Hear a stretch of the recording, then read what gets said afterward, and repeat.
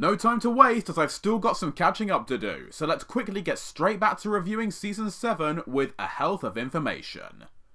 When gathering some special moss for Fluttershy, Zecora comes into contact with a plant that causes her to contract a disease known as swamp fever.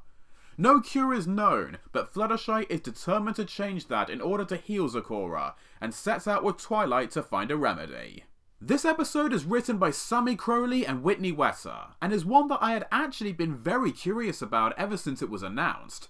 The concept is a considerably dark one, and indeed the execution does contain some rather dark elements to it. But that in no way hinders an episode that I would have to say is one of the best of the season. Prior to its release, the premise was immediately intriguing to me, as it really had me wondering how the show was going to handle it. Mainly because swamp fever is actually a real illness. For those who may not be in the know, it's a lentivirus that goes by the full medical name equine infectious anemia. It's basically HIV for horses, and it is an incurable condition. So instantly I thought, is My Little Pony actually going to cover the topic of terminal illness? Well, as it turns out, the writers came up with a new and fictitious idea of swamp fever, from which the story benefits as it fortunately does come with a discoverable and effective cure, and every step of the story feels far better suited to the pony universe. Once again, it's fantastic to see Zecora featured as a prominent character in the story. She may not have much screen time as a result of her illness, but her condition definitely motivates the characters in a terrific way. After taking a bold step forward with her animal sanctuary earlier in the season, Fluttershy continues to be presented outstandingly here, always remaining fiercely determined to help Zecora get better, while Twilight is greatly characterized here as well. She's supportive of Fluttershy's persistence with her endeavor, but also acts wonderfully as a voice of reason who frequently insists that her friend doesn't overwork herself. And indeed, that's exactly what happens.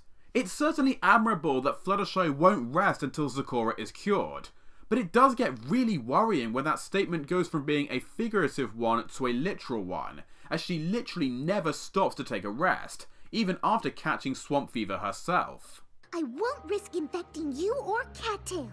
What you can't risk is getting any sicker. If you don't rest, your symptoms will only get worse.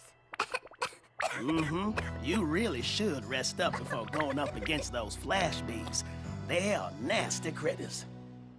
You don't know this about me, but I'm pretty good with animals. And besides, Dogtail. Cattail. Zecora is counting on me. I have to help her, just like Meadowbrook helped her mother and all those Bayou ponies long ago. But Fluttershy, as much as Meadowbrook took care of other ponies, I'm sure she also took care of herself. You're not gonna change my mind, Twilight! Ooh, being sick, she sure is strong. Continuing this season's Legends of Magic story arc, the episode introduces Mage Meadowbrook, a pony remembered and honoured for dedicating her life to discovering and brewing healing potions for those in need. Now her addition here does contradict a little piece of earlier continuity. In the Cutie map, she is remembered by Twilight as a unicorn who notably possessed 8 enchanted artifacts. In this episode, she's an earth pony, and such items are never seen or mentioned. Despite this little creative license, she is still a pretty nice character with an interesting and inspiring history, both of which go hand in hand perfectly with Fluttershy and her quest. Speaking of which, let's go back to this concept of swamp fever, as like I said, there are some quite dark aspects and implications to it. Now the writers never actually use the word death in the episode, but they do explain that this concept of the illness leads to those infected eventually growing branches and leaves before finally turning into full-grown trees. I'm not going to try and read too deeply into this myself, but given that Mage had spent years searching and trying to perfect a cure, and the plant that spreads the disease is only located in ponds and rivers in the Everfree Forest, it can be easy to wonder what that says about the trees that have grown there.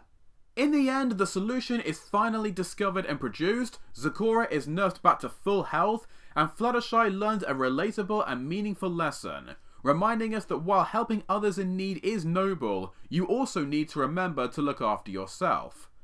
With that, alongside a compelling narrative with real stakes and urgency, and very well defined and written characters, A Health of Information is another excellent episode that should have a firm place inside my top 10 of the season. There's a little indescribable something missing that keeps me from giving it my top marks, but it certainly earns itself a strong gold star score of 9 out of 10.